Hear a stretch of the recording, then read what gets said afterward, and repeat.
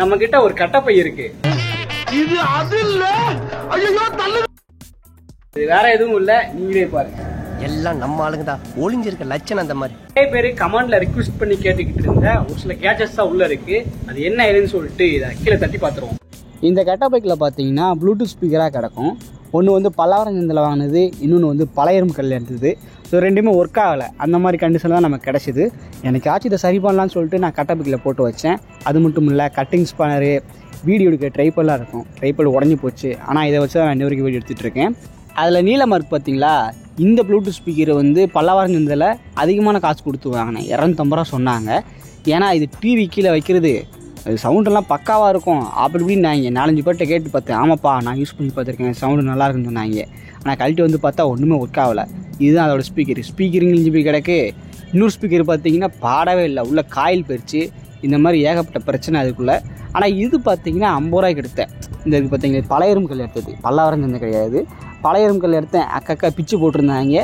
சரின்ட்டு அதுக்கான செட்டப் மட்டும் வாங்கிட்டு வந்திருக்கேன். உள்ளே வந்து இது பேட்ரி கிடையாது, போர்டும் ஸ்பீக்கரும் 2 ஸ்பீக்கர் தான் கொடுத்துருந்தாங்க.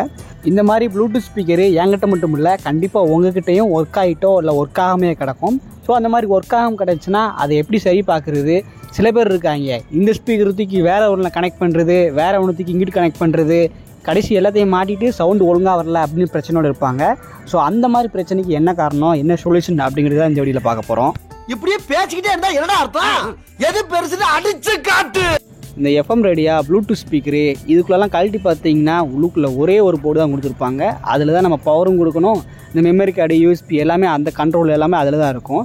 சைடில் பார்த்தீங்கன்னா 2 ஸ்பீக்கர் கொடுத்துருப்பாங்க, அவ்வளோதான். ஸோ ஏதாச்சும் பிரச்சனை வந்துச்சு அப்படின்னா நம்ம ஃபஸ்ட்டு செக் பண்ண வேண்டியது இந்த போர்டு தான். ஸோ நம்மக்கிட்ட 2 ப்ளூடூத் ஸ்பீக்கர் இருக்கா, அதில் ஒரு போர்டில் பார்த்தீங்கன்னா எந்த பிரச்சனையும் கிடையாது. அதே போல் இன்னொரு போர்டு இருக்குது, அதுலேயும் பார்த்தீங்கன்னா ஏதாச்சும் ஷார்ட் ஆகியோ இல்லை புகஞ்சு போயிட்டோ அந்த மாதிரி இருந்த மாதிரி தெரியல. ஸோ ஒன்றுக்கு நம்ம தனித்தனியாக பவர் சப்ளை கொடுத்து ஒர்க் ஆகுதா இல்லையான்னு செக் பண்ணி பார்க்கலாம்.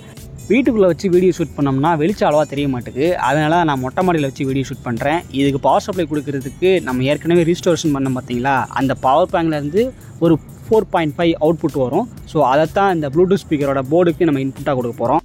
பவர் பேங்கில் இந்த மாதிரி யூஎஸ்பி கேபிளை மாட்டி விட்டு அதில் ப்ளஸ் மைனஸ் இருக்குல்ல, அதை வந்து நீங்கள் கண்டிப்பாக மல்டிமீட்டரை வச்சு செக் பண்ணி பார்க்கணும். ஏன்னா வோல்டேஜ் வந்து சில இதெல்லாம் கம்மியாக வரும், சில இதில் கூட வரும், சில இதெல்லாம் மாறி வரும். ஸோ அதெல்லாம் செக் பண்ணிக்கணும், அப்போ தான் போர்டுக்கு ஃபால்ட் ஆகாமல் இருக்கும். ஆனால் நம்ம இதில் பார்த்தீங்கன்னா கான்ஸ்டண்ட்டாக ஒரு 5 வோல்ட்டு கிட்ட வருது. இது வந்து அந்த போர்டுக்கு தேவையான வோல்டு தான். ஸோ இதை வச்சு நம்ம ஒர்க் பண்ண ஆரம்பிச்சிடலாம். ஃபஸ்ட்டு ஒரு போர்டு எடுத்துகிட்டு அதில் பார்த்தீங்கன்னா ப்ளஸ் மைனஸுக்கு ஒரு கனெக்ஷன் இருக்குது. இதில் டேரெக்டாக கனெக்ட் பண்ணுறதுக்கு முன்னாடி அந்த போர்டை நீங்கள் பாருங்கள், அதில் வந்து P- P+ன்னு போட்டிருக்கா. ஸோ அப்படி போட்டிருந்தா அது வந்து அங்கே பேட்டரி சப்ளை கொடுக்குறது, பவர் சப்ளை கொடுக்கறதுக்கான அந்த டெர்மினல்.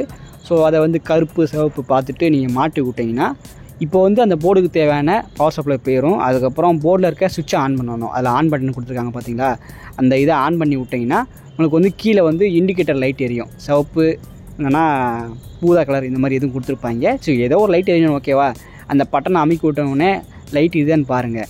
ஆனால் நம்ம போர்டில் ஒரு லைட்டும் எரியலை. நானும் அங்கிட்டு அமைக்கி பார்க்குறேன், அந்த லைட் எரியவே மாட்டேங்குது. அப்போ உள்ளே வந்து ஏதோ ஃபால்ட் இருக்குன்னு அர்த்தம். ஸோ அதுக்கப்புறம் மல்டிமீட்டர் எடுத்துக்கிட்டு அதில் கொடுத்துருக்க காம்போனன்ட்ஸ்லாம் நமக்கு உயிரோடு இருக்கா அப்படின்னு செக் பண்ணி பார்க்கணும்.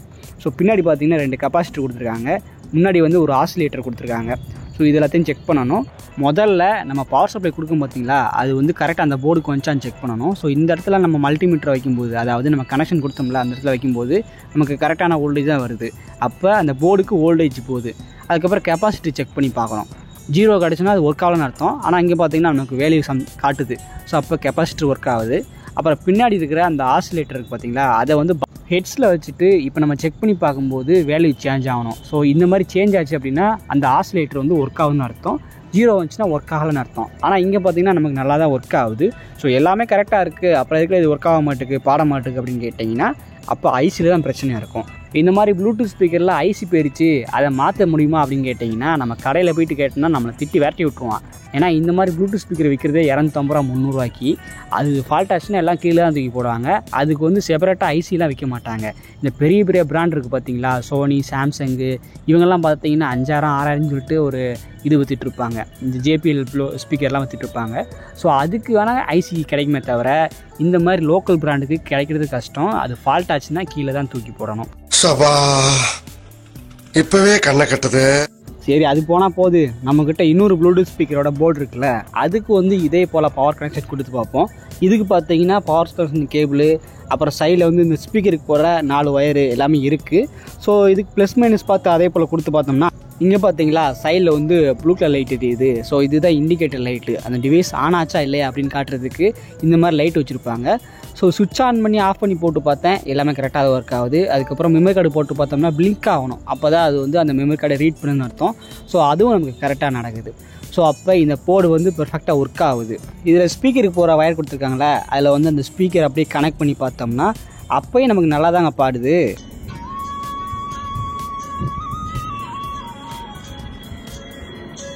இதில் மாட்டிருக்க அந்த ஸ்பீக்கர் பார்த்தீங்கன்னா கொஞ்சம் கிழிஞ்சிருக்கு, அதனால தான் குறைன்னு சவுண்டு கேட்கு. இப்போ வேறு ஸ்பீக்கரை மாட்டி விட்டு பார்ப்போம்.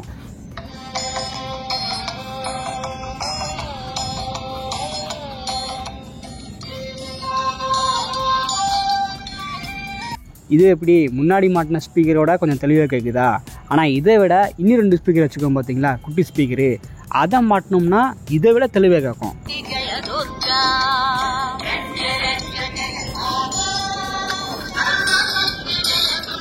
இதை பார்க்கும்போது எப்பட்றா ரெண்டுமே ஸ்பீக்கர் தானே, எதுக்கு இதில் ஒரு மாதிரி சவுண்டு கேட்குது அதில் ஒரு மாதிரி சவுண்டு கேட்குது? இந்த கல்யாண வீட்டுக்கெல்லாம் போனீங்கன்னா பெரிய பாக்ஸில் ஒரு ஸ்பீக்கர் வச்சுருப்பாங்க, அதில் வந்து அடி நல்லா விழுவும். ஆனால் மரத்தில் வந்து குழாய் கட்டி வச்சுருப்பாங்க, அதில் பார்த்தீங்கன்னா அடியே உழவாது, சவுண்டு மட்டும் தான் கேட்கும். எப்படி ஸ்பீக்கர்லாம் இந்த மாதிரி டிஃபர் ஆகுது, இதுக்கு என்ன லாஜிக்னு சொல்லிட்டு நம்ம சின்ன வயசுலேருந்து நமக்கெல்லாம் சந்தேகம் இருந்திருக்கும். நம்மக்கிட்ட இருக்க ஸ்பீக்கரை வந்து இப்போ ஓப்பன் பண்ணுறோம். உள்ளே பார்த்தீங்கன்னா காந்தத்துக்கு நடுவில் ஒரு காயில் மாதிரி கொடுத்துருப்பாங்க. அந்த காயிலை பிடிச்சி இழுத்தீங்கன்னா உள்ளேருந்து ஒரு காப்பர் கம்பி வரும். அந்த காப்பர் கம்பி எந்த அளவுக்கு தடிமனாக இருக்குது, எந்த அளவுக்கு மெல்லிஸாக இருக்குது, இதை டிபெண்ட் பண்ணி தான் அந்த ஸ்பீக்கர் நல்ல அடியில் வருதும் இல்லை மெல்லிஸாக கேட்குறதும் டிஃப்ரெண்ட் ஆகுது. இப்போ கல்யாண வீட்டில் பார்த்தீங்கன்னா பாக்ஸுக்குள்ளே ஸ்பீக்கர் வச்சுருக்காங்க, அது பார்த்தீங்கன்னா பாட்டை போட்ட உடனே பிச்சு உதறும், சவுண்டாக எகுரும். அதுக்குள்ளே இருக்க ஸ்பீக்கரை கிழிச்சு பார்த்தீங்கன்னா அந்த காயில் இருக்குல்ல, அந்த காயில் இருக்கிற அந்த காப்பர் கம்பி வந்து தடிமனாக இருக்கும். அது வந்து ரொம்ப நேரத்துக்கு சுற்றி வச்சுருக்க மாட்டாங்க, ஷார்ட் அண்ட் டியூரஸில் தான் சுற்றி வச்சுருப்பாங்க. ஸோ இப்படி தான் இருக்கும். இதுதான் வந்து சவுண்டு நல்லா அடி நொறுக்கி விடுறதுக்கு காரணம். அதுவே அந்த காப்பர் கம்பி மெல்லிசாக இருந்து அந்த கம்பி சுருள் வந்து ரொம்ப நீளமாக இருந்துச்சுன்னா அந்த மாதிரியான ஸ்பீக்கரில் சவுண்டு நல்லா அடியெல்லாம் விடுவாது, ஜஸ்ட் வாய்ஸ் மட்டும் தான் கேட்கும். அதான் நம்ம திருவிழாவில் குழாய் வச்சுருக்காங்களே அதுலேருந்து வர சவுண்டு. சரி, நம்ம கடையில் போயிட்டு நல்லா அடி விடுற ஸ்பீக்கர் இருக்காங்க அப்படின்னா கம்பி சூழ் நீளமாக வேணும் கம்மி வேணும் அப்படியே கேட்க முடியும் அப்படின்னு கேட்டிங்கன்னா அதுக்கு தான் ஓம் அப்படின்னு ஒன்று இருக்குது. ஸோ ஸ்பீக்கரை வந்து ஓம்ஸ் வாட் டிபெண்ட் பண்ணி தான் கேட்பாங்க. இப்போ வந்து எனக்கு கம்மியான ஓம்ஸில் வேணும், அதாவது 4 ஓம்ஸில் வேணும் அப்படின்னா அது வந்து கம்பி சுருள் கம்மியாக இருக்கிற ஸ்பீக்கர், அதாவது வீட்டில் அந்த ஹோம் தேட்டரு கல்யாண வீட்டில் பாக்ஸ்குள்ளே இருக்குல்ல அந்த மாதிரி ஸ்பீக்கர். ஸோ ஓம்ஸ் கம்மியாக வாங்கினீங்கன்னா அந்த மாதிரி ஸ்பீக்கர்லாம் நல்லா அடி விழும். இதுவே ஓம்ஸ் நீங்கள் அதிகமாக 8 ஓம்ஸ் தாங்க அப்படி இப்படி கேட்டிங்கன்னா அது வந்து அடியெல்லாம் விழுவாது, ஜஸ்ட்டு சவுண்டு மட்டும் தான் கேட்கும். ஸோ இந்த ஓம்ஸை டிபெண்ட் பண்ணி தான் நமக்கு வந்து ஸ்பீக்கர் நல்லா சத்தமாக அடி உழுந்து கேட்குறதும் இல்லை சவுண்டு மட்டும் வர்றதும் டிஃப்ரெண்ட் ஆகும். இந்த ஓம்ஸ் பார்த்து வாங்குறது, அதுக்கப்புறம் அந்த டிவைஸோட தன்மை. சில டிவைஸில் பார்த்தீங்கன்னா பாஸ் பூஸ்ட் இருக்குன்னு சொல்லிட்டு தனியாக ஒரு டியூன் வச்சுருப்பாங்க, அதை திருக்கி வச்சோன்னா சவுண்டு நல்லா எகிரும், அடியெலாம் நல்லா வரும். ஸோ அதை டிபெண்ட் பண்ணி இருக்கும். நம்மளோட பேட் லக் அந்த பெரிய ப்ளூடூத் ஸ்பீக்கருக்கு பார்த்தீங்களா, அதுக்கான போர்டு தான் ஒர்க் ஆகாமல் போச்சு. அது பார்க்கும்போது ரொம்பவே ஆசையாக இருந்துச்சு, நல்லா லென்த்தான ஸ்பீக்கராக இருக்கே, இதை மட்டும் சரி பண்ணிட்டா நம்ம டிவியில் லேப்டாப்பில் ஃபோனில் கனெக்ட் பண்ணி நல்லா என்ஜாய் பண்ணலாம், சவுண்டு நல்லா எகுரும் அப்படின்னு நினச்சேன். பட் அதுக்கான போர்டு செத்து போச்சு. பட் இருந்தாலும் பரவாயில்ல, இந்த வீடியோவை பார்க்குற நம்ம சப்ஸ்கிரைபர் நண்பர்கள் யாராச்சும் உங்கள்கிட்ட இந்த மாதிரி ஸ்பீக்கர் இருக்குது, அது வந்து போர்டு நல்லா இருக்குது ஆனால் பேனல் உடஞ்சி போச்சு, ஸ்பீக்கர் கிழிஞ்சி போச்சு அப்படின்னா என்னை காண்டாக்ட் பண்ணி என்கிட்ட இருக்கிற அந்த ஸ்பீக்கரையும் அந்த பேனலையும் வாங்கிக்கோங்க. ஏன்னா இந்த டிவைஸில் வந்து போர்டு தான் போச்சு, மற்றதெல்லாம் நல்லா தான் இருக்குது. ஸோ தேவைப்பட்டால் என்னை காண்டாக்ட் பண்ணி வாங்கிக்கோங்க. நம்மளோட வாட்ஸ்அப் சேனலில் ஜாயின் பண்ணிங்கன்னா இந்த மாதிரி அப்டேட் எதுவும் வந்துகிட்டு இருக்கும், அது உங்களுக்கு யூஸ்ஃபுல்லாக இருக்கும். ஓகேவா? சரி, பெரிய ஸ்பீக்கர் அவ்வளோதான், அதை வந்து மூட்டை கட்டி ஓரமாக வச்சாச்சு. இப்போ வந்து நம்ம சின்ன ஸ்பீக்கரை அசம்பிள் பண்ணலாம். இந்த சின்ன ஸ்பீக்கரில் போர்டு நல்லா இருக்குது, ஆனால் பேனல் பார்த்தீங்கன்னா சைடு வாக்கில் உடஞ்சிருக்கு, அப்படியே அங்கிட்டு அழுக்காக இருக்குது. திறந்து பார்த்தா உள்ளேருந்து பூச்சியாக வருது. 1 மாதம் தான் இதை தூக்கி மூலையில் போட்டிருந்தேன், அதுக்குள்ளேயும் பார்த்தீங்கன்னா பூச்சி உள்ளே போயிட்டு குடும்பம் நடத்திட்டு இருக்கு போல். அந்த பூச்சியெல்லாம் பிடிச்சி பக்கத்தில் ஒரு ஸ்பீக்கர் ஒர்க் ஆகாமல் இருக்குல்ல, அதுக்குள்ளே விட்டேன், நீங்கள் அங்கே போயிட்டு குடும்பம் நடத்துங்கன்ட்டு. சரி, ஓகே, இதை கொஞ்சம் அப்படியே க்ளீன் பண்ணிட்டு உள்ளே வந்து ஸ்பீக்கரை வந்து நம்ம செட்டப் பண்ண ஆரம்பிச்சிடலாம்.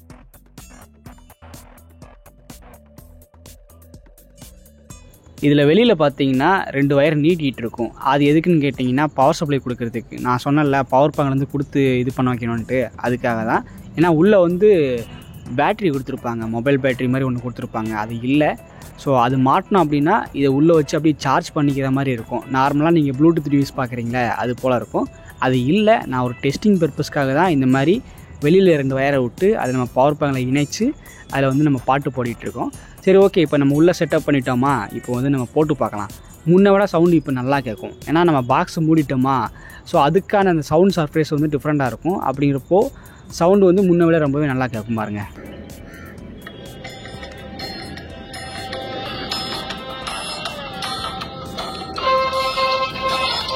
அவ்வளோதான், ஸ்பீக்கர் நல்லா பாடுது, ரிஸ்டோரேஷன் முடிஞ்சிச்சு. வீடியோவில் பார்த்தீங்கன்னா நான் பெரிய ஸ்பீக்கர் தான் வச்சுருப்பேன். ஏன்னா அந்த ஸ்பீக்கரை சரி பண்ணிட்டா நல்லா ஜாலியாக இருக்கலாம், ஜாலியாக பாட்டு கேட்கலாம் அப்படின்னு நினச்சேன். பட் அது ஒர்க் ஆகலை, போர்டு போயிடுச்சு. ஆனால் ஒன்றும் கவலை இல்லை. இந்த வீடியோ பார்க்குற உங்களுக்கு அந்த போர்டு தேவைப்படுது, இல்லை ஸ்பீக்கர் ஏதாச்சும் தேவைப்படுது, ஒர்க் ஆகிற இந்த ப்ளூடூத் ஸ்பீக்கரும் தேவைப்படுது அப்படின்னா தாராளமாக வாட்ஸ்அப்பில் எனக்கு மெசேஜ் பண்ணிவிட்டு வாங்கிக்குவாங்க. இந்த வீடியோட மிடில் பார்த்தீங்கன்னா நான் மல்டிமீட்டர் வச்சு வோல்டேஜ்லாம் செக் பண்ணியிருப்பேன். ஸோ உங்களுக்கு வந்து மல்டிமீட்டர்னால் என்னென்ன தெரியாது, அதில் எப்படி வோல்டேஜ் செக் பண்ணுறது புரியுற மாதிரி சொல்லி கொடுங்க ப்ரோ அப்படின்னு கேட்டிங்கன்னா, ஆல்ரெடி இதை பற்றின வீடியோ நம்ம சேனலில் அப்லோட் பண்ணியிருக்கிறோம். ஸோ அதுக்கான லிங்க்கை நான் டிஸ்கிரிப்ஷனில் கொடுக்குறேன், செக் பண்ணி பார்த்துக்கோங்க, ரொம்ப நல்லாயிருக்கும். இந்த மாதிரி மெமரிஸ் எல்லாம் எனக்கு மட்டும் தான் இருக்கான்னு தெரியல. அதாவது நம்ம சொந்த ஊர்லலாம் ஸ்கூலுக்கு போயிட்டு வந்து உட்காந்துருப்போம், ஒரு 6 மணி 6:30 கிட்ட வீட்டில் உட்காந்துருப்போம். அப்போ பார்த்தீங்கன்னா நல்லா காற்று அடிக்கும். அந்த காற்றோடு கலந்து நம்ம ஊரில் எங்கேயாச்சும் பாட்டு பாடிக்கிட்டு இருக்கோம். வெள்ளி செவ்வாய்க்கு வந்து கோயிலில் பாட்டு போடுவாங்கள்ல, அப்போ இந்த ரக்ஷ ரக்ஷ ஜெகன் மாதா, அப்புறம் முருகன் பாட்டு அதெல்லாம் படிச்சுக்கிட்டு இருக்கோம். அது அப்படியே காற்றுல கலந்து மெல்லிசாக வந்து நம்ம காதில் கேட்கும் பாருங்க, அதெல்லாம் கேட்குறதுக்கு இனிமையாக இருக்குங்க. இப்போ இந்த பாட்டை கேட்டால் கூட ஊர்லலாம் ஈவினிங் டைத்தில் வந்து ஸ்நாக்ஸ் சாப்பிட்டு வாசலில் திண்ணையில் உட்காந்துருப்போம், இந்த பாட்டை எங்கேயோ படிச்சுக்கிட்டு இருக்கோம், அது கேட்குறதுக்கு நல்லாயிருக்கும். இப்போ நினச்சா கூட அந்த ஞாபகம் வருது. ஆனால் சிட்டிலலாம் அந்த மாதிரி இருக்குமான்னு தெரியல. சொந்த ஊர்லலாம் அது ஒரு இனிமையான ஒரு மெமரிஸ். அது இதே போல் மெமரிஸ் உங்களுக்கு இருந்துச்சா, இதை பற்றி நீங்கள் என்ன நினைக்கிறீங்க அப்படிங்கிறத கீழே கமெண்ட் பண்ணுங்கள்.